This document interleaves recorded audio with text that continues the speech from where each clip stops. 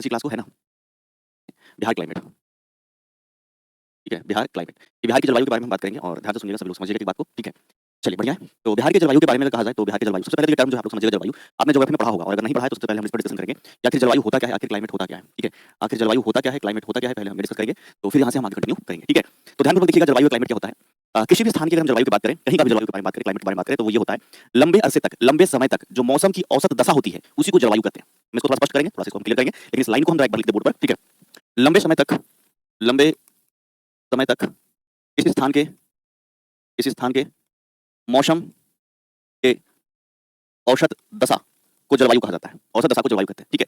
तो ये कैसे, कितना लंबा समय, कितने लंबे समय तक हम ये याद करेंगे? तो लगभग आपको 30 वर्ष लगभग आपको याद रखना है कि लगभग कम से कम 25 से 30 वर्ष हो जाए, तो 30 वर्ष में वहाँ के जो मौसम का जो औसत दशा होगा उसी को जलवायु कहेंगे। जैसे मान लीजिए कि हम बिहार की जलवायु के बारे में बात कर रहे हैं, बिहार की जलवायु के अलावा भी कहीं की हम बात करें, तो कम से कम 25 वर्ष तक के या 30 वर्ष तक के जो वहाँ पर प्रत्येक वर्ष जो मौसम एक रोटेशन है, जिस तरीके से मौसम बदलती है, जिस तरीके से वहाँ का मौसम है, उसी को हम वहाँ का जलवायु कहेंगे। क्या कहेंगे? जलवायु। क्या एक दिन में कहीं की जलवायु को याद कर सकते हैं? नहीं कर सकते हैं। 10 दिन में नहीं, 15 दिन में नहीं, 1 महीने में नहीं, 2 महीने में नहीं। ये आपको एक लंबा समय चाहिए और पूरे आप देखेंगे कि प्रत्येक वर्ष कैसे वहाँ का मौसम रहता है, उसी को आप जलवायु समझ सकते हैं। ऐसे जलवायु समझना बड़ा मुश्किल होगा। मौसम प्रत्येक दिन बदल सकता है, एक दिन में भी कई बार बदल सकता है, लेकिन क्या जलवायु बदलेगा? नहीं बदलेगा। जलवायु के लिए हमने टर्म क्या दे दिया है? टर्म दे दिया लंबे समय तक के। जलवायु एक दिन में परिवर्तन नहीं होगा, इस बात को समझिएगा। ये क्या होगा? आपका लंबे समय। और अगर मौसम की बात करें तो एक दिन में बदल सकता है। जैसे मान लो कि आज मौसम है कम गर्मी है, कल हो सकता है गर्मी थोड़ा बाहर है, अधिक हो, थोड़ा सा अधिक तापमान अधिक है, तो ये क्या हो सकता है? ये क्षणिक कम समय में जो बदलेगा वो मौसम होगा और पूरा एक लंबा समय के लिए चाहिए, तो आप समझिएगा उसमें क्या होगा, हम उसको बोलेंगे जलवायु। ठीक है, आपसे बातचीत आप लोग ना करेंगे, यहाँ पढ़ाई पर ध्यान देंगे। तो कम से कम कितने वर्ष? 25 से 30 वर्ष, लगभग 30 वर्ष अगर है देखा जाए तो इतने समय में जो आपका यहाँ का जो मौसम का जो औसत दशा होगा उसी को हम जलवायु कहेंगे। पूरे एक वर्ष में आप देखेंगे कि जिस प्रकार से मौसम बदलता है, जिस प्रकार से है, वो सभी फैक्टर्स इसमें होगा। तो देखो अगर इसके आधार पर बिहार की जलवायु को कहा जाए तो बिहार की जलवायु जो है एक आपका जो है मॉनसूनी जलवायु है। ऐसा देखा जाए तो एक मॉनसूनी जलवायु है। कैसा है? एक मॉनसूनी जलवायु है, इस बात को आपको समझना है। और ये कैसे ये फैक्टर्स चेंज होते हैं, जलवायु कैसे बदलता है, इस पर हम पूरा बात क्लियर करेंगे। तब बताइए तबीयत कैसा है? तबीयत पहले से थोड़ा ठीक है, पर अभी भी हम डॉक्टर ने मना किया कि ज़्यादा देर तक खड़ा रहना या बैठना मेरे लिए लगातार ठीक नहीं है, अभी ज़्यादा रेस्ट में रहना है। तो इसी कारण से चोट आई है, तो चोट में दर्द तो है, तो इस कारण से अभी थोड़ा क्या है कि आप लोग की क्लास को सबसे पहले रिज्यूम हम किए और जितना कोशिश हो पाएगा हम क्लास को आगे कंटिन्यू करेंगे। तो क्लास से छूट रही थी तो मैं कोशिश कर रहा था कि है ना आप लोगों को, ठीक है? अब देखिएगा आगे जो हम बात करेंगे वो ये बात करेंगे कि जलवायु को प्रभावित करने वाले कारक कौन-कौन से हैं, विशेष करके बिहार की जलवायु को प्रभावित करने वाले कारक। क्या आप लोग जलवायु समझ गए?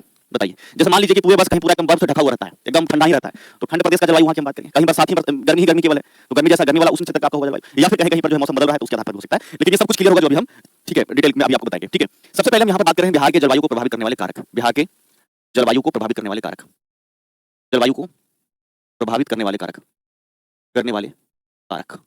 ऐसे कौन-कौन से फैक्टर्स है which is affecting the climate of Bihar. Bihar के जलवायु को आखिर क्या-क्या प्रभावित किया जा रहा है और कैसे ये परिवर्तन हो रहा है, एक बात को समझिएगा, ठीक है? एकदम जीरो लेवल से आप लोग प्लीज कोई कमेंट मत करें, गुड आफ्टरनून, गुड मॉर्निंग कोई ना करें, सबके साथ में जय भारत, जय हिंद हो चुका है, ठीक है? थोड़ा सा हम आपके टाइम को सेव करेंगे क्योंकि आप समझिए कि हम तकलीफ में क्लास ले रहे हैं, तो आप थोड़ा सा पढ़ने पर ज्यादा फोकस रखें, ठीक है ना? तो देखिएगा हम आपको एक चीज क्लियर करेंगे। देखिएगा थोड़ा हम कुछ डिटेल में आपको बताते हैं। ये पृथ्वी कुछ इस प्रकार से है ना, कुछ इस प्रकार से आपको पृथ्वी दिखती है। पृथ्वी पर कुछ काल्पनिक रेखाएं खींची गई हैं, ठीक है? पृथ्वी पर कुछ काल्पनिक रेखाएं खींची गई है, एकदम ध्यान से सुनिएगा। इमेजिनरी कुछ ऐसे लाइंस हैं, काल्पनिक रेखाएं जिसके माध्यम से हम पृथ्वी को कुछ समझ सकते हैं। आप ग्लोब पर पृथ्वी को देखते हैं, पृथ्वी को कहां देखते हैं? ग्लोब पर।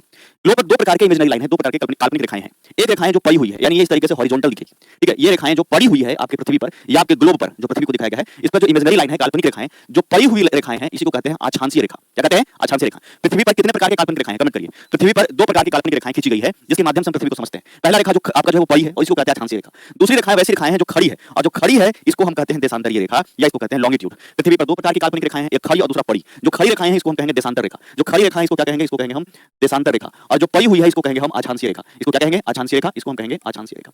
जल्दी से बताओ पृथ्वी पर कितनी प्रकार की रेखाएं हैं? दो प्रकार की इमेजिनरी लाइन है, खड़ी और पड़ी। जो खड़ी रेखाएं हैं इसको देशांतर या इसी को लॉन्गिट्यूड कहते हैं। इसी को क्या कहते हैं? इसी को कहते हैं लॉन्गिट्यूड। दूसरा जो पड़ी रेखा है इसको अक्षांशीय या फिर इसको लैटिट्यूड कहते हैं। इसको क्या कहते हैं? लैटिट्यूड कहते हैं। बात समझ में आ गया सभी लोगों को? अब देखिएगा, अब जरा ध्यान से देखिएगा, आगे जो हम बात कर रहे हैं, जो हमारा पृथ्वी है इस पर जो दो रेखाएं, इसी के माध्यम से हम किसी लोकेशन को समझते हैं, जानते हैं। जो पृथ्वी पर सबसे बीचों-बीच में पड़ी हुई रेखा है, जो सबसे बीचों-बीच में लेटी हुई रेखा है, इसी को कहा जाता है भूमध्य रेखा या इसी को कहते हैं इक्वेटर। जो बीच ही में एकदम पड़ल है, एकदम बीच ही में पड़ल, इसको क्या कहेंगे? भूमध्य, भूमि का मध्य। क्या कहेंगे? इसी को कहा जाता है भूमध्य या फिर कहेंगे भूमि का मध्य। जो 0 डिग्री पर है इसी को कहेंगे भूमध्य रेखा। क्या कहेंगे? इसी को भूमध्य रेखा या इसी को कहेंगे इक्वेटर। क्या कहेंगे? इसी को कहेंगे इक्वेटर कहा जाता है। क्या कहते हैं? जो सबसे बीच में है उसी को क्या कहेंगे? इक्वेटर। दूसरा इसी प्रकार से जो खड़ी रेखाओं में बीचों-बीच में माना जाता है, इसी को कहते हैं 0 डिग्री देशांतर। क्या कहते हैं? 0 डिग्री देशांतर। अब देखना, पृथ्वी दो गोलार्धों में बटा हुआ है।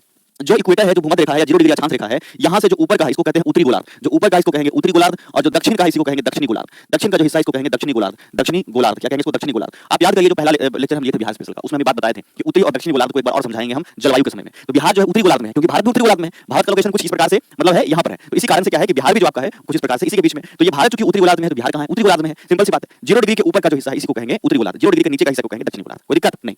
अब ध्यान से समझिएगा जो हम बात करते हैं, हाँ, नॉर्दर्न हेमिस्फीयर और साउदर्न हेमिस्फीयर।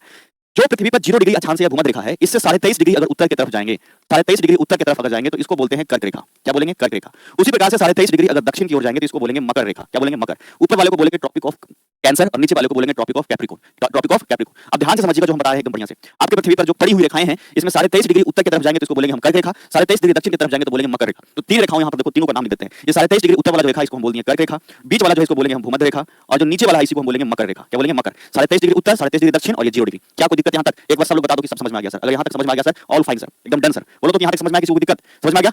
जल्दी बताओ, जल्दी बताओ, समझ में आ गया? गुड, हाँ यस। अब देखो ध्यान से समझना, हमने जो यहाँ आपको समझाने की कोशिश की है बिहार के जलवायु को प्रभावित करने वाला कारक, सबसे पहला कारक जो हम यहाँ पर मेंशन करेंगे ये आपका होगा अक्षांशीय विस्तार। क्या लिखा हमने? अक्षांशीय विस्तार, अक्षांशीय विस्तार ये लिखा हमने। अब ध्यान से समझिए कैसे है अक्षांशीय विस्तार। क्या आप अक्षांश रेखा को समझ गए यहाँ पहले? ये बताओ, अक्षांश रेखा को समझ गए? यहाँ से पृथ्वी पर जो इमेजिनरी लाइन है, काल्पनिक रेखा है, जो पड़ी रेखा है, इसी को कहते हैं अक्षांश रेखा। 23 डिग्री उत्तर की तरफ जाएंगे तो ये आपका कर्क रेखा, 23 दक्षिण की तरफ तो मकर रेखा। लेकिन सब है क्या? सब के सब जो है वो अक्षांशीय रेखा है। अब ध्यान से देखना जो अगला बात बता रहे हैं। क्या आपको ये बात पता है कि पृथ्वी जो है दो तरीके से घूम रही है अपने अक्ष पर? एक तो अपने अक्ष पर आप जानते हैं कि वो घूर्णन गति है, और दूसरा कि जो आपका सूर्य का चक्कर लगा रहा है इसलिए परिक्रमण भी एक हो रहा है। दो तरीके की बात हो रहा है। घूर्णन 24 घंटे में हो जाता है अपने आप में, घूमते लट्टू नचते हुए दिखा है। लट्टू को मारो नीचे तो लट्टू देखोगे कि लट्टू खुद में भी घूमते रहेगा और घूमते घूमते वो सर्कल बना लेगा। अब देखो जो खुद में घूम रहा है उसी को कह रहे हैं घूर्णन। जैसे देखो मेरे मान लो बॉल है, ये तो कैसे घूम रहा है, ये घूर्णन हो गया, और घूमते घूमते घूमते किसी की और भी घूम गया है ना, तो वो हो गया आपका परिक्रमण। ठीक है, उसको कहेंगे परिक्रमण। तो जो पृथ्वी है जो उसका घूर्णन है अपने आप में जो घूम रहा है, उसी के कारण उसमें क्या हो रहा है? उसी के कारण उसमें दिन और रात हो रहा है। जैसे मान लो कि कोई बॉल है, ऐसे देखो मान लो ये बॉल है, इधर से लाइट मारेंगे, सूर्य का प्रकाश है, तो जब इस पर लाइट पड़ेगा तो दिन रहेगा, इधर रात हो जाएगा, फिर अपने इधर घूम गया, इधर दिन हो गया, इधर रात हो गया। बस समझ में बहुत ईजी तो है।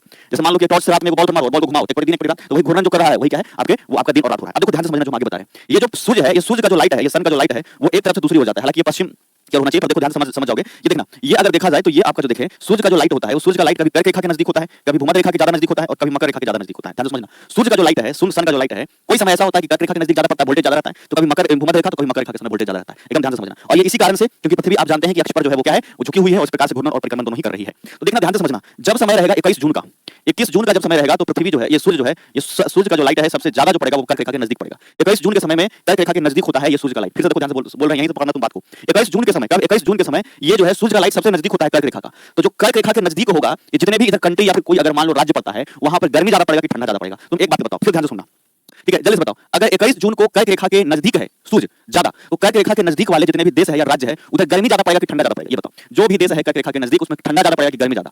गर्मी ज्यादा। बहुत बढ़िया, एकदम समझ रहे हो तुम लोग बात को। अब देखना, ये ध्यान से समझना, इधर ही अगर देखा जाए भारत, तो भारत जो है आप देखोगे तो 8 डिग्री सेल्सियस से 8 डिग्री से शुरू होगा, आगे 37 तक जाएगा। और इसी में बिहार को हमने बताया था पहले लेक्चर में, आप याद करिए ज्योग्राफी के पहले लेक्चर में, कि ये अगर मोटे तौर पर देखा जाए तो ये आपका 24 डिग्री से लेकर 27 डिग्री तक बिहार है। बिहार यहीं पर होगा क्योंकि 23.5 उत्तर में तो कर्क रेखा शुरू होता है और बिहार शुरू होता है 24 डिग्री से। आपको याद है पहला lecture? 24 degree 20 minute 10 second, 27 31 15, 27 degree 31 minute 15 second, यही जो है बिहार का अक्षांशीय विस्तार है। तो तुम बताओ कि 21 जून को सूर्य जो है कौन से रेखा के करीब है, कर्क, भूमध्य या फिर मकर? पहले ये बताओ, 21 जून को सूर्य किसके नजदीक है? 21 जून को सूर्य किसके नजदीक है? 21 जून बताओ, कर्क रेखा। तो बताओ ये जो है इधर गर्मी पड़ेगा ज्यादा कि कम पड़ेगा? ज्यादा पड़ेगा, ज्यादा पड़ेगा, 24 से 27। गुड। अब देखना यहाँ पर ध्यान से समझना, ठीक है? ये कर्क रेखा से एकदम छोड़ो, समझ गया तुम, आगे बढ़ो। यहाँ देखो, कर्क रेखा से भूमध्य रेखा की ओर अगर ये आएगा सूर्य का प्रकाश, ये बढ़ेगा तो 21 जून यहाँ पिक पर है कर्क रेखा, फिर उसके बाद धीरे धीरे भूमध्य रेखा की तरफ आएगा। भूमध्य रेखा की तरफ अगर हम बात करें तो आपको याद रखना है 2 डेट, ठीक है? एक तो आप देखना कि यहाँ से आने में 3 महीना लगेगा, ठीक है? तो जून में अगर यहाँ है तो जुलाई अगस्त सितंबर, ठीक है? जुलाई अगस्त सितंबर, ठीक है? तो समय है 23 सितंबर। क्या बोला हमने? 23 सितंबर। और जब 23 सितंबर के समय रहता है ये सूर्य का प्रकाश भूमध्य रेखा के नजदीक होता है, 23 सितंबर को भूमध्य रेखा के नजदीक। अब बताओ, अगर मान लो कि जब ये सूर्य का किरण जो है कर्क रेखा से भूमध्य रेखा की ओर आ रहा है, कितना महीना लग रहा है? लगभग 3 महीना। कितना महीना? 3 महीना। तुम बताओ कि भूमध्य रेखा की ओर जब ये बढ़ेगा सूर्य का प्रकाश, तो बिहार के क्षेत्र में गर्मी बढ़ेगा कि घटेगा? पहले बताओ, गर्मी बढ़ेगा कि घटेगा? बस एक ही कमेंट आना चाहिए तुम्हारा, बस यही तुम बताओ, बढ़ेगा कि घटेगा? यहाँ से कर्क रेखा से भूमध्य रेखा की ओर आने में 3 महीना लगेगा सूर्य की किरण ज्यादा नजदीक आने में, और इसमें 23 सितंबर के नजदीक, 3 महीना में जून जुलाई है ना, जून जुलाई अगस्त सितंबर, घटेगा? एकदम बढ़िया, सब बच्चे समझ रहे हो, ठीक है? ये घटेगा। अब देखो जब ये भूमध्य रेखा के नजदीक आएगा तो भूमध्य रेखा से फिर नीचे की ओर आएगा मकर रेखा की ओर, कितना महीना लगेगा? भूमध्य से मकर की ओर आने में कितना महीना लगेगा? भूमध्य से मकर की ओर आने में कितना लगेगा? 3 महीना लगेगा, क्योंकि देखो ना 0 से 27 उत्तर जा रहा था 3 महीना, और इधर भी 3 महीना। तो अब देखना ध्यान से, जब मकर रेखा के करीब आएगा तो ये आपका जो है 22 दिसंबर को मकर रेखा के एकदम सबसे करीब रहता है। 22 दिसंबर को मकर रेखा के सबसे करीब रहता है। तो 22 दिसंबर को मकर रेखा के जब सबसे करीब रहता है तो तुम एक बात का जवाब दो कि जब 22 दिसंबर को मकर रेखा के करीब रहेगा तो बिहार के क्षेत्र में गर्मी ज्यादा रहेगा कि ठंडा ज्यादा रहेगा? जल्दी बताओ, 22 दिसंबर को जब सूर्य मकर रेखा के करीब रहेगा तो गर्मी ज्यादा रहेगा कि ठंडा ज्यादा रहेगा? जल्दी बताओ, गर्मी ज्यादा रहेगा कि ठंडा? ठंडा ठंडा रहेगा, क्योंकि सूर्य जो है वो बिहार से सबसे दूर हो जाएगा। सूर्य जो है वो बिहार से सबसे दूर हो जाएगा, और जब सबसे दूर हो जाएगा, बिहार से सबसे दूर हो जाएगा ये सूर्य, जब सबसे दूर हो जाएगा तो बिहार में पड़ेगा इस समय कड़ाके की ठंड। क्या पड़ेगा? कड़ाके की ठंड। तो तुम एक बात को बताओ, तुम जितना सब लोग कमेंट कर दिया कि सर ठंड ठंड, एकदम समझ गए सर, ठीक है? अब देखो फिर दिसंबर से 3 महीना जोड़ लो, फिर ऊपर की तरफ सूर्य जाएगा, तो दिसंबर से 3 महीना जोड़ोगे, जनवरी फरवरी मार्च, तो 21 मार्च का जब समय रहता है तो फिर से ये जो है करीब में आ जाता है। कब? किसका? तो ये भूमध्य रेखा के करीब में। और फिर 3 महीना मार्च से जोड़ लो, अप्रैल मई जून, तो फिर से ये कर्क रेखा के करीब आ गया। किसके रेखा? कर्क रेखा। तो एक साल में ऐसे ही हो रहा है, एक साल में ऐसे ही हो रहा है। तुम देखो यहाँ से यहाँ 3 महीना, फिर यहाँ से यहाँ 3 महीना, 6 महीना हुआ, फिर यहाँ से लौटेगा तब यहाँ 3 महीना, और फिर यहाँ से यहाँ 3 महीना, एक वर्ष हो गया, और एक साल हुआ कि नहीं हुआ? तो 2 बार इक्वेटर को क्रॉस करेगा भूमध्य रेखा को, एक बार आते समय, एक बार जाते समय। तो एक बार आते समय जब करेगा तो ये 23 सितंबर हो जाएगा, और फिर जाते समय तो मार्च हो जाएगा। क्या आपको समझ में आ गया ये बात? क्या एकदम खोपड़ी में घुस गया? जल्दी बताओ, एकदम समझ में आ गया? तो जो यहाँ पर गर्मी या ठंडा हो रहा है इसके लिए रिस्पांसिबल फैक्टर है अक्षांशीय विस्तार। क्या समझ गए सभी लोग? अब देखो ये केवल बिहार के लिए फैक्टर नहीं रहेगा, तो समझाएं बिहार के रेफरेंस में। क्या आपको तो समझ में आ गया कि अक्षांशीय विस्तार के कारण बिहार की जलवायु प्रभावित हो रही है, लेकिन क्या ये बिहार के लिए केवल रहेगा? नहीं, अगर अलग कोई और जगह रहता है, यहाँ यहाँ यहाँ यहाँ यहाँ यहाँ का तो सबके लिए है कि नहीं है कि अक्षांशीय विस्तार के कारण जलवायु में परिवर्तन होगा। अब तुम खुद से जवाब देना, ठीक है, तुम खुद से जवाब देना। रितिका आनंद सर, फिर से सर। बेटा देखो रितिका, इसको समझाने में 25 मिनट लगा है, ठीक है, तुमको एक बार क्विक हम बता देते हैं हालांकि, लेकिन पूरा समझाएंगे तो फिर उतने समय लगेगा, समय खत्म हो जाएगा बेटा, ठीक है। तो आप क्या करना, एक बार दोबारा इसको देख लेना, कोई दिक्कत नहीं है, गजब से समझा दिया। देखो आपको एकदम शुरू से लास्ट तक बोल देते हैं फटाक से, ठीक है। आपके पास में ग्लोब है, ग्लोब पर पृथ्वी को दिखाया गया है। उस पृथ्वी पर, उस ग्लोब पर दो प्रकार की काल्पनिक रेखाएं हैं, एक खड़ी और दूसरा परी। जो खड़ी है इसको कहते हैं देशांतर, जो परी है उसको कहते हैं अक्षांशीय। क्या बोलते हैं, अक्षांशीय। जो पृथ्वी के सबसे बीच में परी रेखा है उसको बोलते हैं 0 डिग्री अक्षांश, या उसी को बोलते हैं भूमध्य रेखा, भूमि के मध्य, भूमि के मध्य, भूमि के मध्य। भूमध्य रेखा से 23.5 डिग्री उत्तर, 23.5 डिग्री उत्तर में रेखा खींचा गया है, इसको कहते हैं कर्क रेखा। ये भी काल्पनिक है, ये रेखा खुटा ना रहा है कि फंस जाएंगे, नहीं नहीं नहीं, ये सब लाइन नहीं बना हुआ है, लाइन में चल गिरना जाओगे, फंस जाओगे, बताओ, ये बस समझने का है। उसी प्रकार से 23.5 डिग्री दक्षिण में जब जाएंगे तो उसको बोलते हैं मकर रेखा। क्या बोलते हैं, मकर रेखा। कर्क और मकर के बीच में गर्मी ज्यादा पड़ता है क्योंकि सूर्य यहीं से मूवमेंट ज्यादा होता है, इसी को कहते हैं बीच वाले हिस्से को। क्या समझ में आ रहा है तुम लोगों को? अब देखो ध्यान से समझना, ठीक है। अब इसे करा सर एडीओ बनकर के आपसे मिल सकते हैं क्या सर? एकदम मिलना ही है, मिल सकते नहीं है, मिलना ही है। मिठाई लेके आके खिलाना है सर, इंग्लिश में बताइए सर। अभी तो बताया थेरेस माँ का। देखो दो प्रकार की इमेजिनरी लाइन है आपके ग्लोब पे, एक जो आपका लॉन्गिट्यूड है और एक लैटिट्यूड है। लैटिट्यूड एक लॉन्गिट्यूड 23 एंड हाफ पर जो नॉर्थ में आपको रहेगा उसको कहेंगे टॉपिक ऑफ कैंसर, और नीचे में topic of Capricorn 23.5 degree 23 and half पर, ठीक है। अब देखो इस बीच में ज्यादा गर्मी पड़ेगा, ट्रॉपिकल जोन है, इसमें देख रहे हो तुम सूर्य का मूवमेंट इसी बीच में बार-बार हो रहा है, इसको बोलते हैं ट्रॉपिकल जोन, या इसको बोलते हैं उष्णकटिबंधीय क्षेत्र, इसको बोलते हैं उष्णकटिबंधीय क्षेत्र, उष्णकटिबंधीय। देखो इसी के बीच में सूर्य इधर आ जा रहा है। अब देखो जैसे ही उष्णकटिबंध के ऊपर जाओगे 45 डिग्री तक के, लगभग 45 डिग्री तक के, तो इसके बीच में होगा उपोष्णकटिबंधीय। उसी प्रकार से नीचे की तरफ जब जाओगे आपका जो है ये उष्ण के बाद जब नीचे की तरफ जाओगे 23.5 से नीचे की तरफ, तो यहाँ पर भी होगा उपोष्णकटिबंध, फिर होगा शीतोष्णकटिबंध, और फिर आगे चले जाओगे तो मिलेगा शीतकटिबंध। उसी प्रकार से ऊपर भी जाएगा उपोष्ण, फिर आपका शीतोष्ण, और फिर सबसे ऊपर में क्या आ जाएगा, शीतकटिबंध, ठीक है। तो आप समझ पा रहे हैं कि हम क्या कर रहे हैं, शीतोष्ण। तो जल्दी से तुम मुझे बताओ कि अगर हम बिहार की बात करेंगे, बिहार, तो तुम बताओ इसमें से कौन सा कटिबंध होगा, तो अपने आप तुम जवाब दोगे, हमको क्या बताना है, ठीक है। जल्दी से बताओ बिहार उष्ण में है, उपोष्ण में है, शीतोष्ण में है कि शीत में है? उपोष्ण में है, बिल्कुल सही बात है, बिल्कुल उपोष्ण में है। देखो ना बिहार कहाँ है, 24 से लेकर 27 डिग्री तक है, और 23 डिग्री के 23.5 डिग्री के भीतर में जो है वो उष्णकटिबंध है, और इसके जस्ट बाद उपोष्ण, और यही देखो बिहार है 23.5 से लेकर 45 के बीच में जो है उपोष्ण है। तो अक्षांशीय विस्तार के आधार पर, अक्षांशीय विस्तार के आधार पर बिहार की जलवायु उपोष्ण है। कैसी है, सब ट्रॉपिकल, इसी को बोलते हैं सब ट्रॉपिकल, सब ट्रॉपिकल है। कैसी है, सब ट्रॉपिकल है। ये बताना कि अक्षांशीय विस्तार के आधार पर बिहार की जलवायु कैसी है, उपोष्ण। यही प्रश्न जो है पूछा गया था बीपीएससी में, इसी को पूछा गया था बीपीएससी में, इसी को पूछा गया था बीपीएससी में। क्या आप लोग समझ गए? कह रहा है अक्षांशीय विस्तार के आधार पर। जो बच्चा को अगर अभी जो हम बात बताएं पूरा कॉन्सेप्ट था, अगर किसी को नहीं समझ में आया, किसी को थोड़ा सा 80% है 60%, जब क्लास खत्म हो जाएगा एक बार दोबारा से इसको देख लेना, खाली क्या बोला हमने, दोबारा से इसको देख लेना तो आपको समझ में आ जाएगा। अब एक फैक्टर समझ में आ गया, ठीक है, एक फैक्टर बिहार की जलवायु को प्रभावित करने वाले कारक। आगे देखना हम जो बात कर रहे हैं। अब दूसरा स्लाइड चलेंगे। देखो बिहार में जलवायु का प्रवेश बताएंगे और उसी पर सारा फैक्टर क्लियर हो जाएगा, ठीक है। चोट लगा है बाबू, सर को क्या हो गया था, पैर के एड़ी में चोट लगा हुआ, बैक में पीछे, तो दर्द होता है, तो डॉक्टर भी रेस्ट, बेड रेस्ट पर लिख दिया है, बेड रेस्ट, चोट लग गया था, गिर गया था अभी जो, ठीक है।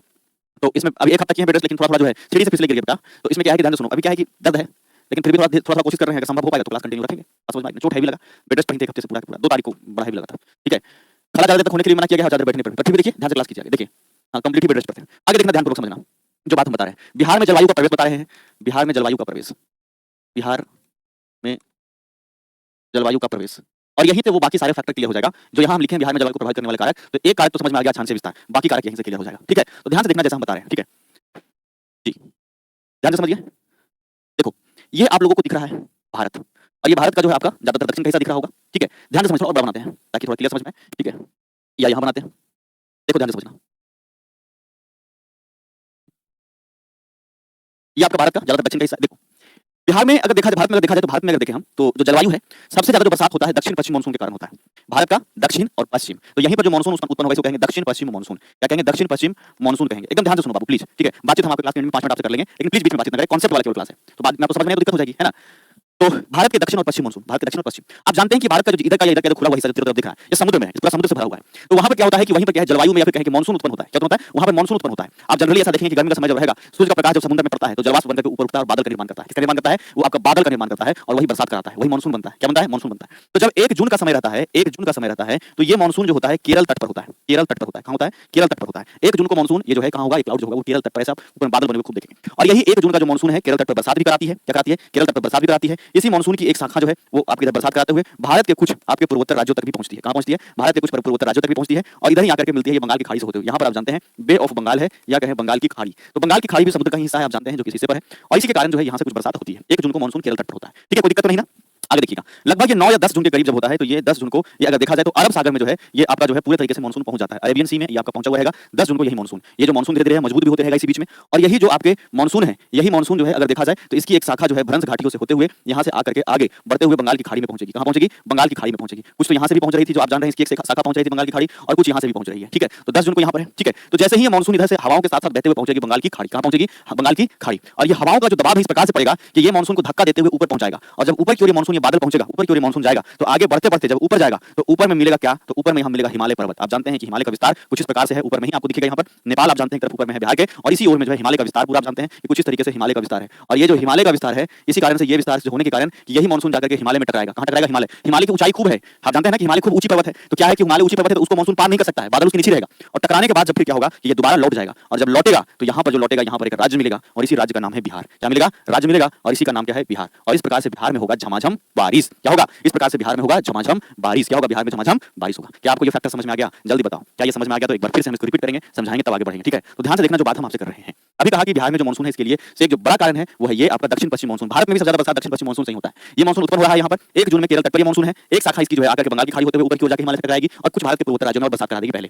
दूसरा, यही मानसून जो है 10 जून को जो है अरब सागर की ओर होता है, और यहाँ से इसकी एक शाखा भ्रंश घाटियों से होते हुए फिर से बंगाल की खाड़ी पहुंचेगी। बंगाल की खाड़ी में हवा का दबाव है कि ऊपर धक्का दिया जा रहा है इन मौसम ये मानसून को, इन बादलों को, और ऊपर जब जाएगा तो मिलेगा हिमालय पर्वत, यहीं पर टकराएगा और लौट जाएगा, तो लौटने के बाद जो राज्य मिलेगा इसी का नाम है बिहार, और इसी का नाम बिहार है, तो बिहार में होगा झमाझम बारिश। अब देखो ध्यान से समझना, ठीक है सर? तो बहुत रीतिका का सवाल है कि सर तो साउथ वेस्ट में बहुत बारिश होती होगी। देखो जो तटीय हिस्सा है जहां मानसून बनता है, जहां मानसून की उत्पत्ति हो रही है, वहां कब बरसात हो जाएगा इसकी कोई गारंटी नहीं है, फिर मौसम बरसात हो जाता है। अब बॉम्बे में चले जाइए, देखिए बॉम्बे यहाँ है, ठीक है, या इधर के कोई भी गोवा में चले जाइए, गोवा देखिए यहाँ है, कोई तटवर्ती जो शहर है जहां मानसून बन रहा है, धूप रहेगा और तुरंत बादल आएगा, बरसात होना शुरू हो जाएगा। क्यों? क्योंकि तुरंत बन रहा है और वहीं पर बरस गया। अगर धक्का नहीं पड़ा उसको, धक्का नहीं सर, बंगाल की खाड़ी में मानसून का निर्माण नहीं होगा क्या? बहुत अच्छा सवाल है। मानसून का निर्माण होने के लिए वहां पर वैसे एनवायरमेंट होना चाहिए। बंगाल की खाड़ी में भी मानसून का निर्माण होता है और उसके कारण भी बरसात बिहार में होती है, ठीक है, लेकिन वो गर्मी के समय में ज्यादा होगा। जैसे अभी उसको हम क्लियर करेंगे आगे। सर इतना अच्छा पढ़ाते हैं कि 4 घंटा पढ़ लेंगे, 4 घंटा पढ़ाने की स्थिति में नहीं बेटा, ठीक है, खड़ा होने की स्थिति में ठीक से नहीं है दर्द की वजह से, लेकिन फिर भी थोड़ा कोशिश करेंगे, ठीक है? तो ध्यान से समझिएगा, अरब सागर, अब देखो ध्यान से समझना, सब समझ में आ गया। 10 जून को ये अरब सागर में होता है और फिर बंगाल की खाड़ी पहुंचता है, हिमालय से टकराता है, बिहार लौटता है। इस बीच में लगभग 1 हफ्ता का समय लग जाता है, ठीक है, 1 हफ्ते का समय लगता है, और यही 1 हफ्ता का समय में जब बिहार पहुंचता है तो बिहार में मानसून जो पहुंचेगा वो लगभग मध्य जून में पहुंचेगा। कब पहुंचेगा? मध्य जून में बिहार में मानसून पहुंचेगा लगभग, इस बात को समझिए। अब देखो ध्यान से सुनना, अभी कहें कि तटवर्ती हिस्से में जो बरसात होगा धम से हो जाएगा, धूप है बॉम्बे में और तुरंत बरसात होना शुरू हो गया, क्योंकि क्या है? क्योंकि बादल बगल समुद्र के ऊपर से उत्पन्न हुआ है, जो बना है मानसून तुरंत आया टपक गया।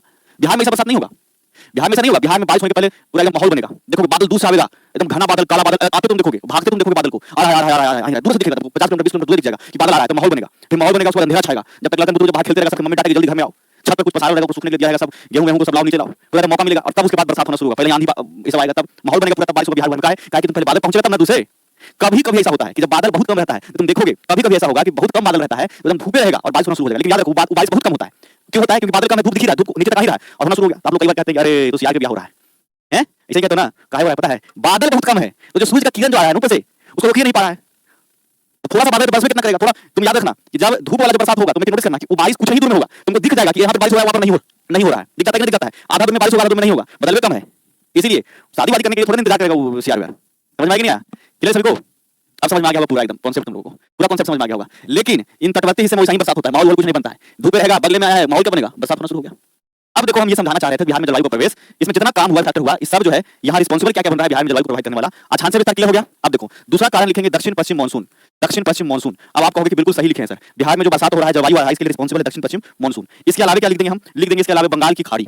बंगाल की खाड़ी क्या लिखेंगे? बंगाल की खाड़ी। आप कहिएगा ठीक है तो लिखे हैं सर, एकदम सही लिखे हैं, ये बंगाल की खाड़ी में पहुंच रहा है, और जब बंगाल की खाड़ी से ऊपर प्रेशर दिया इसको जब दबाव मिल रहा है कि भाई ऊपर की ओर बढ़ रहा है हवा, ये मानसून बादल, ये बंगाल की खाड़ी रिस्पांसिबल है। और आगे हम लिखेंगे हिमालय की अवस्थिति। अगर हिमालय यहाँ नहीं होता, अगर हिमालय यहाँ नहीं होता, हिमालय की अवस्थिति, तो क्या यहाँ पर बरसात होता? जल्दी से बताओ। नहीं होता सर, अगर हिमालय यहाँ नहीं होता तो यही सब ऊपर चला जाता, ऊपर की ओर तिब्बत चाइना की ओर बढ़ने चला जाता, ठीक है? क्या आपको समझ में आ गया? अब जल्दी से बताओ, बिहार की जलवायु को प्रभावित करने वाले चारों कारक मेन है, आसान से विस्तार, दक्षिण पश्चिम मानसून, बंगाल की खाड़ी, हिमालय की अवस्थिति। क्या आपको समझ में आ गया? दक्षिण पश्चिम मानसून, बंगाल की खाड़ी, हिमालय की अवस्थिति। क्या आपको समझ में आ गया?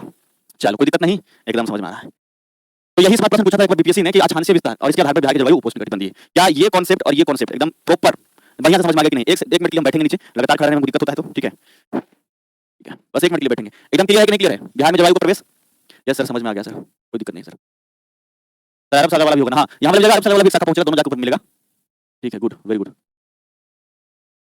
तो मेरी बात हम बोलते हैं, जब नोट्स आप बनाएं, कुछ बातों को हम बोर्ड पर लिख देते हैं और तुम्हारा जो एग्जाम में क्वेश्चन आएगा बोर्ड वाला ही रहेगा ज्यादातर, एक आध को छोड़कर। लेकिन जब तुम नोट्स बनाओ तो तुम लोग बड़े हो गए हो, बुद्धिजीवी हो, ग्रेजुएट हो, तो जो बात को हम बोलते हैं कई बार कॉन्सेप्ट को, उसको थोड़ा ज्यादा डिटेल में लिख सकते हो। क्यों? क्योंकि देखो हम सब बात को हुबहू लिखेंगे तो किताब छप जाएगा। तुम सोचो ना कितना बात हम बोल दिए, कितना बात समझा दिए, लेकिन लिखे तो कम है। तो आप लोग जब नोट्स बनाइएगा तो बातों को पूरा सुन करके और उसके आधार पर थोड़ा मेहनत कर दोगे तो वो आपको जो है ज्यादा अच्छा हो जाएगा। सर कभी धूप कभी ठंडा कैसे हो जाता है सर? रुखसार परवीन कह रहे हैं, हो रुखसार परवीन, शुरू में तो यही समझाए थे, तुम क्लास में ज्वाइन की 15-20 मिनट के बाद, आधा घंटे के बाद की होगी, यही तो बताए थे कि गर्मी ठंडा यहाँ कैसे हो रहा है, जब सूरज हमसे दूर जा रहा है तो ठंडा हो जा रहा है, नजदीक आ रहा है तो गर्मी हो रहा है। यही तो दिक्कत है ना कि जब मैं तब आ गए, कहीं क्लास में आ गए। सर बताइए ना सर, कैसे बताएंगे? आपको बताएंगे, अकेले के लिए तो बता नहीं सकते हैं सर, ठीक है? चलो देखो अब तुम लोग समझ गए होंगे बिहार में जलवायु प्रवेश, आप लोग समझ गए, और इसके लिए कुछ लाइन हम लिख देते हैं, ठीक है? बिहार में सर्वाधिक वर्षा किस मानसून के कारण होती है? तो दक्षिण पश्चिम मानसून, तुम खुद समझ सकते हो। बिहार में सर्वाधिक वर्षा, बिहार में सर्वाधिक वर्षा दक्षिण पश्चिम मानसून के कारण होती है। दक्षिण पश्चिम मानसून के कारण होती है। कोई दिक्कत नहीं? कोई दिक्कत नहीं है। पहला बात देखो, बिहार के कुल वर्षा का 80% से अधिक, ठीक है, बिहार के कुल वर्षा का 80% से अधिक दक्षिण पश्चिम मानसून के कारण, दक्षिण पश्चिम मानसून के कारण। क्या कोई दिक्कत? कोई दिक्कत नहीं। बिहार में जो औसत वर्षा होता है, बिहार में जो औसत वर्षा वो लगभग 120 सेंटीमीटर होता है। बिहार में औसत वर्षा, औसत वर्षा, हालांकि किताब में जो है आपको वो इसके बीच का कोई भी एक नंबर हो सकता है, 100 से लेकर 120 सेंटीमीटर के बीच का हो सकता है, इतना वर्षा होता है। मतलब रेन गेज जो होता है सिरिंज की तरह होता है, और पूरा एक मानसून में जो बरसात होता है जब मापाएगा उसी के आधार पर जो है लगभग 100 से 120 सेंटीमीटर में, ठीक है। अब देखो ध्यान से समझना, जो आगे बता रहे हैं, ये जो बिहार में मानसून का प्रवेश हो रहा है वो किस तरीके से हो रहा है? इस तरीके से हो रहा है, देखो यहाँ इस तरीके से आ रहा है। तो इसी को बिहार वाले मैप में देखोगे तो ऐसे दिखेगा, देखो ऐसे, बिहार वाले मैप में देखोगे तो ऐसे आएगा, बिहार में जब देखोगे तो ऐसे मैप में आएगा। तो इस प्रकार से जो बिहार में प्रवेश हो रहा है वो यहाँ से हो रहा है, यानी कि उत्तर और पूर्वी भाग से, ठीक है। मानसून का आगमन बिहार में उत्तर पूर्वी भाग से आ रहा है, इसलिए सबसे ज्यादा जो बरसात होगा इस हिस्से में होगा। किसमें होगा? सबसे ज्यादा जो बरसात होगा इस हिस्से में होगा। बिहार में अधिक वर्षा उत्तरी पूर्वी भाग में, ठीक है। या कहें मानसून का आगमन जो है, मानसून का आगमन उत्तरी पूर्वी भाग से, उत्तरी पूर्वी बिहार से होगा। क्या कोई दिक्कत है? उत्तरी पूर्वी बिहार से। क्या यहां तक सबको समझ में आ गया? ठीक है, क्या यहां तक सबको समझ में आ गया? एक लाइन बताओ।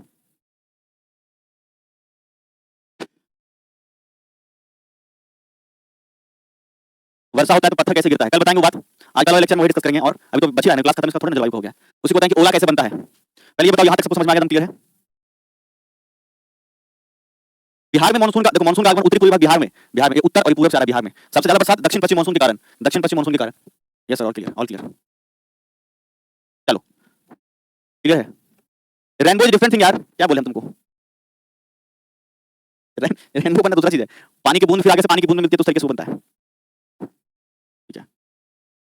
चलो सर, डीपीटी में सीडब्ल्यूजी का जिक्र था सर। कोपेन के अनुसार बिहार की जलवायु सीडब्ल्यूजी है, दक्षिण का कल के लेक्चर में चलेगा। आज के लेक्चर में यहाँ तक क्लियर है? जल्दी बताओ, ठीक है। तो एक काम करना तुम लोग, आज कॉन्सेप्ट थोड़ा ज्यादा बता दिए हैं, ठीक है, और लगातार ज्यादा खड़े रह नहीं सकते हैं, दिक्कत है मुझे, आप जानते हैं। तो लगभग 1 घंटे जो हम आपसे बातचीत की है बताए हैं, तो एक काम करना थोड़ा, ठीक है, दर्द तो है ही। एक काम करना, तुम सुनो, जब आज का जो क्लास इसका नोट्स बनाना, अभी तो नहीं बनाए होगे उम्मीद करते हैं, तो अभी जो बनाओगे दोबारा देखना नोट्स बनाना, और कुछ पॉइंट जो बोले हैं उसको लिख लेना, ठीक है। तो आज कॉन्सेप्ट ज्यादा हो गया है, देखो ये भी बताया कॉन्सेप्ट, फिर ये भी, तो दोबारा आज क्लास को 2 बार तुम लोग देखना, ये आज की क्लास के लिए केवल है, आज की क्लास को 2 बार देखिए सभी लोग, ठीक है। समझ में सबको आ चुका है, लेकिन फिर भी इसका पीडीएफ भी तुरंत अपलोड करवा देते हैं, आप चिंता मत करिए, ठीक है, इसको तुरंत अपलोड करवा देते हैं, क्लियर। तो आज के लिए हम यहीं तक रखते हैं क्लास को, थोड़ा ज्यादा देर तक खड़ा रहने से डॉक्टर मना किया, अभी ज्यादा रेस्ट मोड में रहने के लिए बोला कि रेस्ट में रहिए सर, तो ठीक है।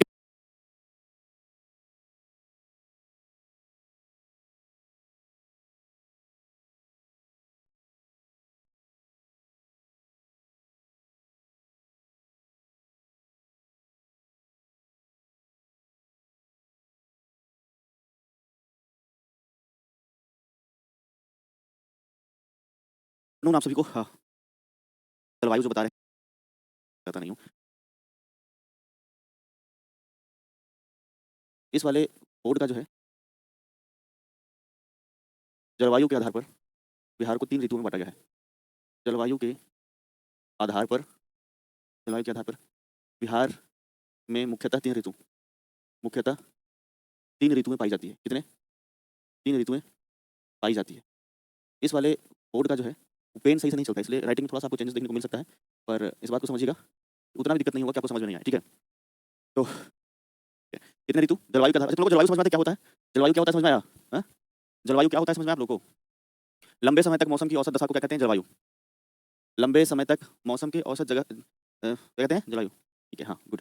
तो देखना इसमें 3 ऋतु कौन कौन सा है, तो ध्यान से समझिएगा। कल की क्लास में हम आप लोगों को एक ऐसे ग्लोब बना करके और प्रॉपर चीज़ों को समझाए थे और बताए थे कि किस प्रकार से ये मौसम का परिवर्तन जो है वो हो रहा है। क्या आपको ये बात आपको पता है? तो सबसे पहला पॉइंट इसमें हमने बताया था इस प्रकार से कि जो 2 तरीके की लाइनें होती हैं, खड़ी और पड़ी लाइनें। तो जो पड़ी लाइन है उसी को क्या कहते हैं? अक्षांशीय रेखा कहते हैं, या इसी को कहते हैं लैटिट्यूड कहते हैं, इसी को लैटिट्यूड कहते हैं। और ये 3 प्रकार की रेखाएं हमने इसमें विशेष करके आपको जो है उस पर बताया था। 23.5 डिग्री उत्तर की तरफ जब जाएंगे, 23.5 डिग्री उत्तर की तरफ जाएंगे, तुम लोग कमेंट करके बताओ कौन सा रेखा होगा। 23.5 डिग्री अगर उत्तर की तरफ जाएंगे, ये कौन सी रेखा होगी? ये जो होगा वो आपका कर्क रेखा होगा। क्या होगा? कर्क रेखा होगा। उसी प्रकार से 23.5 डिग्री दक्षिण की ओर अगर जाएगा, ये जो होगा आपका तो होगा मकर रेखा। क्या होगा ये? मकर रेखा। 23.5 डिग्री दक्षिण की ओर जो जाएगा ये होगा मकर रेखा, ऊपर की ओर जो जाएगा वो कर्क रेखा, दक्षिण की ओर जो जाएगा वो है मकर रेखा। क्या समझ में आपको? सभी समझ में आ रहा है? कर्क रेखा और फिर मकर रेखा। अब तुम बताओ, मान लो कि सूर्य जो है बीच वाला क्या है? भूमध्य रेखा।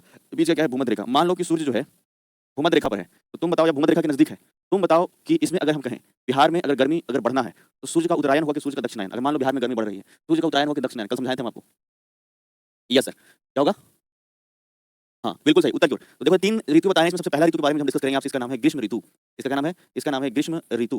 ग्रीष्म ऋतु जो होता है अगर देखा जाए तो सबसे पहले आप समझिएगा कि ये जो है आपके, हाँ बिल्कुल सब लोग समझ पा रहे हैं, उत्तरायण सही होगा, यानी कि कल की क्लास आपको बहुत अच्छे से समझ में आई थी तभी ये चीज हो रहा था, है ना। फिर से हम एक बार इसको एक्सप्लेन कर देंगे। बिहार में जो ग्रीष्म ऋतु रहता है वो अगर देखा जाए तो ये जो होगा वो आपका होगा मध्य मार्च से मध्य जून तक चलेगा, मध्य जून तक चलेगा सबसे ज्यादा ग्रीष्म ऋतु। अब देखिएगा ध्यान से, अगर सूर्य की प्रकाश भूमध्य रेखा के नजदीक है, भूमध्य रेखा के नजदीक है, तो धीरे धीरे सूर्य का उत्तरायण होगा, मतलब उत्तर की ओर आएगा। मतलब अगर आप सूर्य को यहाँ देखें, तो सूर्य को यहाँ देखें तो धीरे धीरे क्या है, उत्तर की ओर आएगा। और जब ये उत्तर की ओर आएगा तो आप जानते हैं कि ये पूरे 3 महीने का समय लगभग रहेगा इसमें, ये लगातार आते ही जाएगा। तो भूमध्य रेखा से सूर्य उत्तर की ओर जब जाएगा तो कर्क रेखा के नजदीक आएगा, और कर्क रेखा के नजदीक ही है बिहार, जो कि 24 डिग्री से लेकर के और 27 डिग्री तक है। तो कर्क रेखा के ठीक ऊपर में है, तो जाहिर सी बात है कर्क रेखा के नजदीक जब आएगा तो यहाँ पर गर्मी बढ़ेगा। तो सूर्य जो है वो अगर देखा जाए तो क्या होगा सूर्य का, तो सूर्य का उत्तरायण, सूर्य का उत्तरायण होगा। इस बात को समझिएगा, सूर्य का उत्तरायण, या कहें सूर्य का कर्क रेखा से नजदीक आना, सूर्य का कर्क रेखा से नजदीक आना। क्यों? क्योंकि कर्क रेखा से नजदीक जब आएगा तो समझ लीजिएगा कि ये चीजें जो है वो बिहार के नजदीक आएगा, 24 से 27, 24 डिग्री से 27 डिग्री। क्या कोई दिक्कत है, कोई समस्या है, कोई परेशानी है, जल्दी बताओ।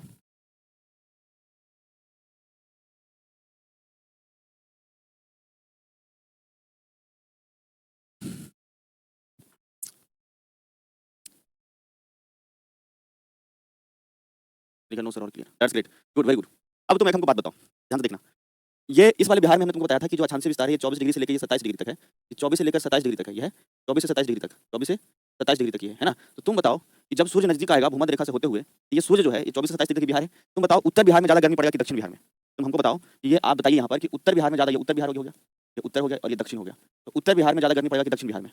जाहिर सी बात है कि दक्षिण बिहार में ज्यादा गर्मी पड़ेगा, क्योंकि 24 डिग्री से शुरू हो रहा है, 24 डिग्री 20 मिनट 10 सेकंड, और इधर ही सूर्य का रोशनी ज्यादा तेज करारा पड़ेगा, पड़ेगा कि नहीं? तो इसी कारण से दक्षिण बिहार में अधिक गर्मी होगा। इस बात को समझिएगा, दक्षिण बिहार में अधिक गर्मी, दक्षिण बिहार में अधिक गर्मी, दक्षिण बिहार में अधिक गर्मी होगा। इस बात को याद रखना है आपको, दक्षिण बिहार में अधिक गर्मी। और इसी प्रकार से दक्षिण बिहार में एक जिला है, उसका नाम है गया। क्या नाम है? यहाँ एक जिला है, उसका नाम क्या है? गया। तो गया का नाम है जो कि हो गया है गया जी, हो गया है गया जी। तो गया जी ही दक्षिण जिला है और यही सबसे ज्यादा गर्मी पड़ता है। इस प्रकार से आपको याद रखना है, ठीक है। गया जी में सर्वाधिक गर्मी पड़ता है, गया जी में सर्वाधिक तापमान मापा जाता है, सर्वाधिक तापमान मापा जाता है, मापा जाता है। तो आप याद रखना, गया जी में सर्वाधिक तापमान मापा जाता है। गया जी के गर्म होने के 2 बड़ा कारण है। एक तो ये कि यहाँ पठारी भाग खूब है, आपको हमने शुरुआत में याद करवाया था। आवाज तो जा रहा है ना? जा तो रहा है जी सर, साउंड खड़ हो रहा है। अच्छा ठीक है, ठीक है, ठीक है। अब ठीक है, बताना, नोट्स दे दिए हैं। यहाँ पर पठारी भाग अधिक है और पठारों पर कोई पेड़ पौधा नहीं है, और इसी कारण से यहाँ पर अधिक गर्मी होता है। और दूसरा, ये दक्षिण की ओर है, दक्षिण की ओर भी है ना। देखना जी, आवाज देखना, सही करना। यहाँ आवाज गड़बड़ हो रहा है, आवाज में घड़घड़ाहट बोल रहा है।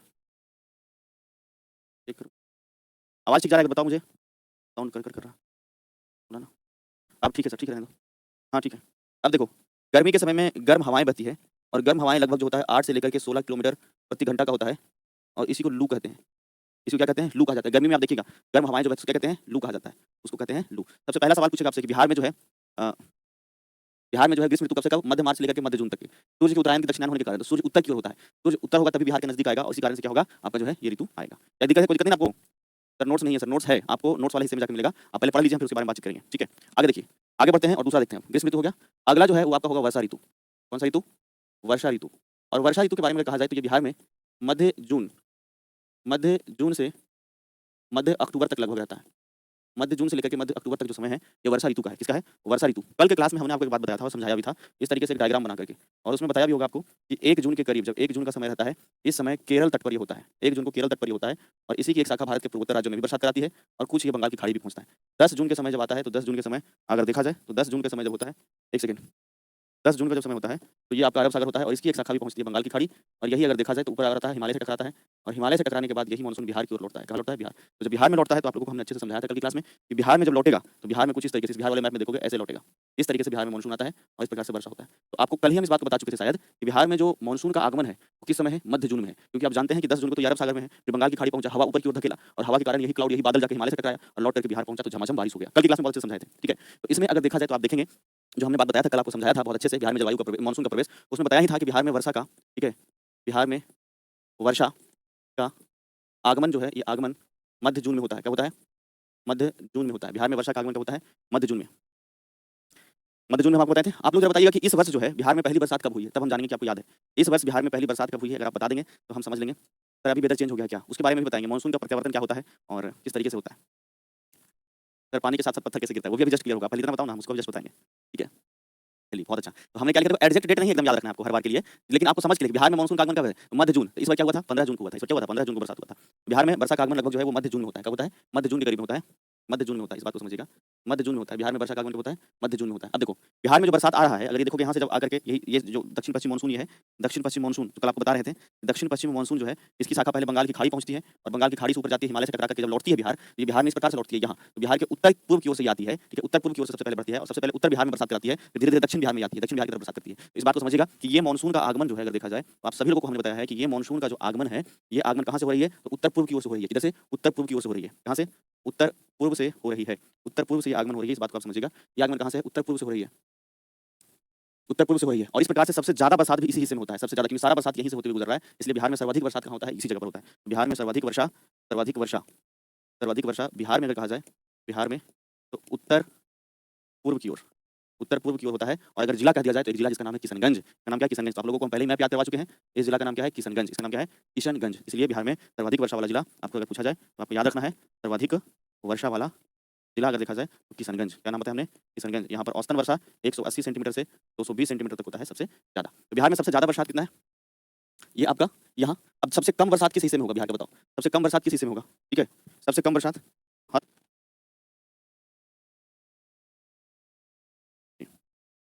क्लियर है सभी को? सबसे कम वर्षा वाला हिस्सा ये रहेगा, सबसे कम वाला ये रहेगा और सबसे ज्यादा वाला ये रहेगा। ठीक है?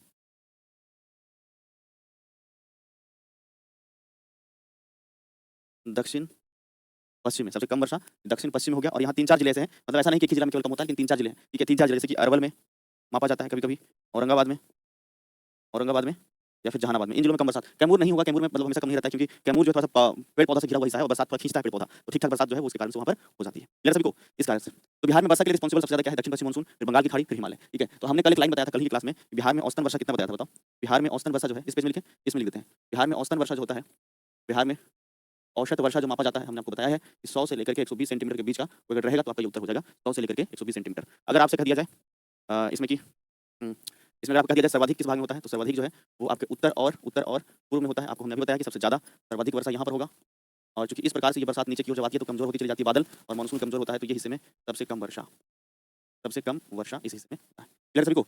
चलो, सर सीडीपीओ में पूछा था, ये बहुत अच्छी बात है, अगर तुम लोग से पूछोगा तो एकदम धुआं धुआं कर देना, तुम लोग से अगर पूछे तो धुआं धुआं कर देना। ठीक है, सबसे अधिक उत्तर पूर्व में जो बरसात है 120, नहीं और ज़्यादा कहो इसमें थोड़ा, फिर भी ठीक है, इसको एवरेज में लिखेंगे तो 120 से लेकर के 160 सेंटीमीटर तक, 120 से लेकर 160 सेंटीमीटर तक बरसात होगा। सबसे कम अगर कह दिया जाए तो दक्षिण और पश्चिम में, दक्षिण पश्चिम में 190 से लेकर 100 सेंटीमीटर। ठीक है, 90 से 100 सेंटीमीटर ये लगभग आपको देखने को मिलेगा दक्षिण पश्चिम के इलाके में। इस बात को समझिएगा। अब देखो ध्यान से समझना, बिहार में कुल वर्षा के लिए रिस्पॉन्सिबल हमने कहा था कि सबसे ज़्यादा है दक्षिण पश्चिम। ठीक है, बिहार में सर्वाधिक जो रिस्पॉन्सिबल है वो दक्षिण पश्चिम मानसून, जिसके बारे में कल बताए थे। ये भारत में जो दक्षिण पश्चिम मानसून है, इसी से भारत में ज़्यादा बारिश होता है और बिहार में भी होता है। ठीक है, तो बिहार के कुल वर्षा, बिहार के कुल वर्षा का 80% से अधिक अधिक दक्षिण पश्चिम मानसून के कारण होता है। किस कारण होता है? दक्षिण पश्चिम मानसून के कारण। कि ग्रीष्म ऋतु में, इसमें बताया ग्रीष्म ऋतु की हालांकि बात है, लेकिन बरसात है तो यहाँ मेंशन कर दे रहे हैं। ग्रीष्म ऋतु में बंगाल में उत्पन्न होने वाले चक्रवात के कारण, बंगाल में चक्रवात, बंगाल की खाड़ी की चक्रवात के कारण भी बरसात होता है।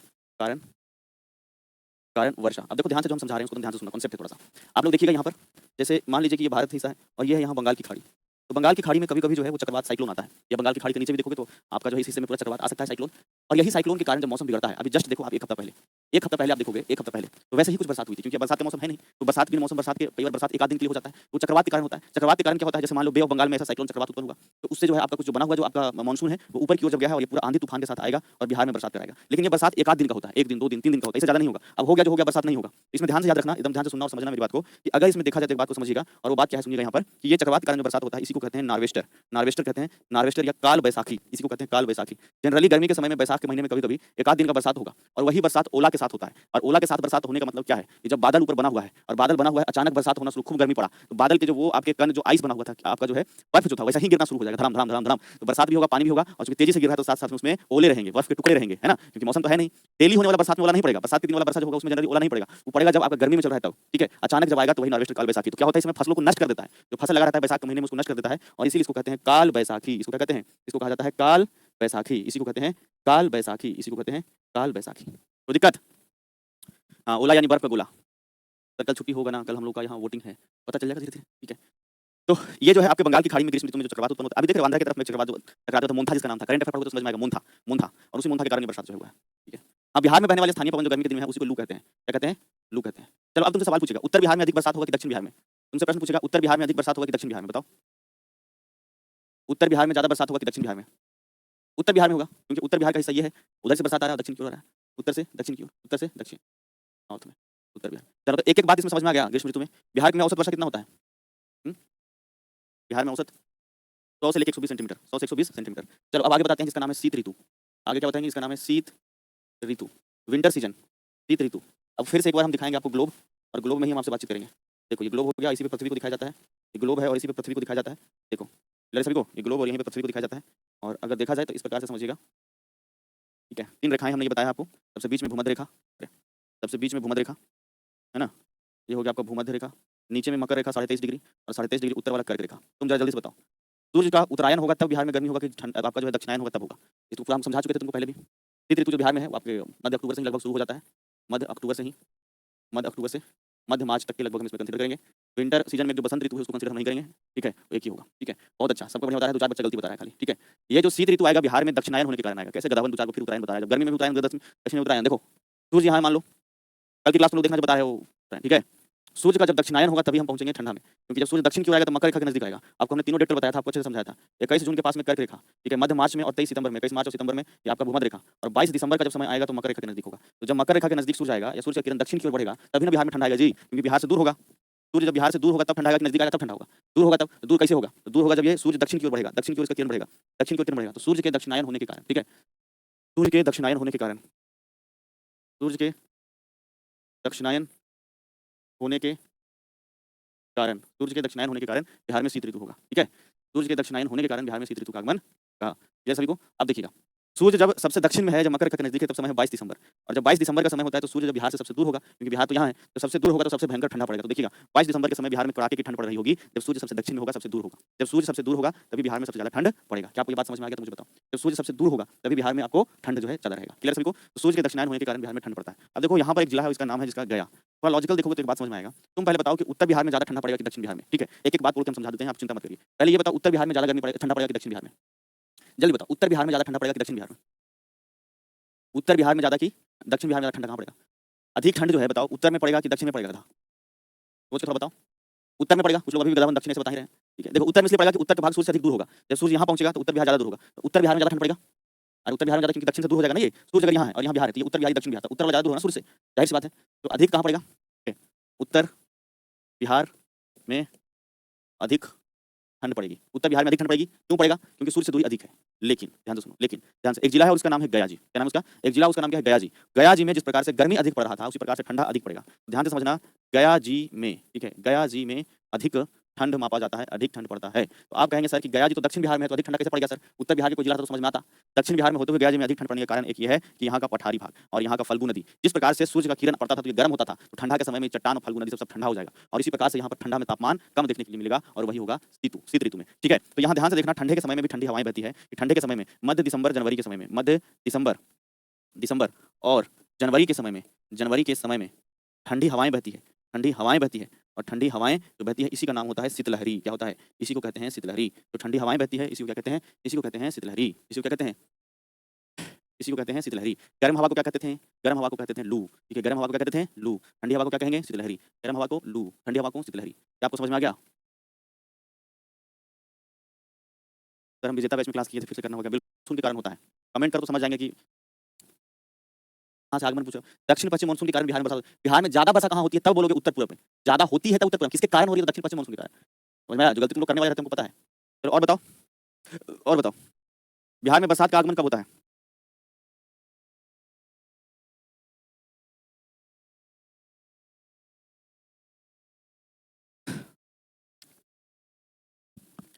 मध्य जून, जून मत बोलना, मध्य जून बोलना।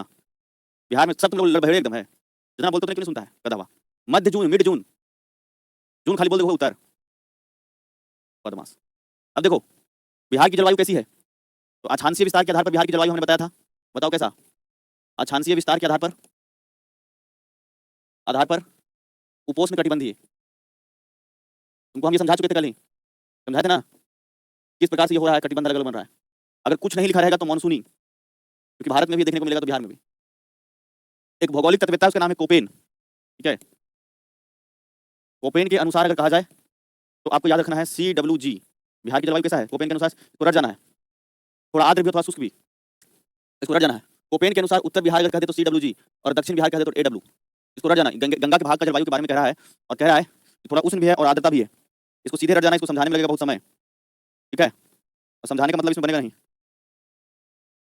समशीतोष्ण मानसूनी वर्षा शुष्क शीत क्षेत्र का जलवायु, ठीक है। कोपेन के अनुसार बिहार की जलवायु CWG, कोपेन के अनुसार बिहार की जलवायु CWG, बताओ कोपेन के अनुसार बिहार की जलवायु कैसी है CWG।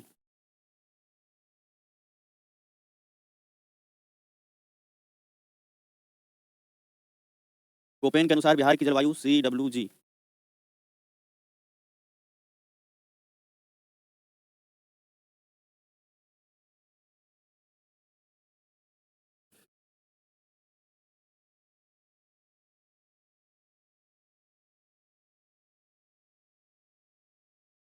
चलो बहुत अच्छा लिख लिए। अब पहले आओ यहाँ, जलवायु के आधार पर बिहार में 3 ऋतु है। सबसे पहले गर्म की रेखा, गर्म ऋतु, ग्रीष्म ऋतु। इसमें जो इस समय का जो औसत रहेगा आपका, औसत तापमान जो रहेगा 35 डिग्री सेल्सियस से लेकर 45 डिग्री सेल्सियस रहेगा। सर्वाधिक अगर गर्म कहीं रहेगा तो आपको याद रखना है, पहले तो बताए थे, जनरली जो गर्मी के समय में बरसात होता है, अचानक से सनलाइट जब पड़ता है तो वो जो बर्फ जो है वो क्या होता है, ऊपर क्या है, बादल है तो बादल क्या है, बर्फ ही तो है। जब बरसात होने लगता है तो कई बार तेजी से गिरने के क्रम में वही बर्फ के छोटे छोटे टुकड़े जो होते हैं, वो बादल के टुकड़े होते हैं, छोटे बर्फ वाला, वही नीचे गिरना शुरू होता है। जनरली बिना मौसम के बरसात में ऐसा होता है, जब अधिक गर्मी टेम्परेचर अचानक से पड़ा तो उसी कारण से वो ओला गिरना शुरू हो जाता है। समझ में आ रहा है, जब उसका सनलाइट तेजी से पड़ता है तो उस समय क्या होता है कि वही गिरने के क्रम में ओला भी गिरना शुरू हो जाता है बरसात के साथ साथ में। सर CWG क्या होता है, आप बस याद रखो, देखो इसमें CWG का मतलब क्या है। ये कोपेन जो जलवायु आधार जो बाटा है उसमें जो कह दिया है CWG का मतलब, केवल समझा देते हैं एक बार, ठीक है, बाकी याद कर लेना। पूरे विश्व के जलवायु को अलग अलग डिजिट से समझाया है वो कोपेन, कौन, कोपेन। तो इसी में CWG के बारे में क्या कहा है, ये जो है गंगा के क्षेत्र का, किस क्षेत्र का, गंगा के क्षेत्र का जो है वो एक जो है अगर देखा जाए शुष्क शीत ऋतु वाला, शुष्क शीत ऋतु वाला, मानसूनी वर्षा वाला, शुष्क शीत ऋतु वाला और मानसूनी वर्षा वाला जो है जलवायु क्षेत्र है। तो दक्षिण के क्षेत्र में जो जलवायु है उसको कह दिया गया है AW, मतलब उष्णकटिबंधीय आर्द्र जलवायु। दक्षिण का मतलब उष्णकटिबंधीय आर्द्र जलवायु, ठीक है।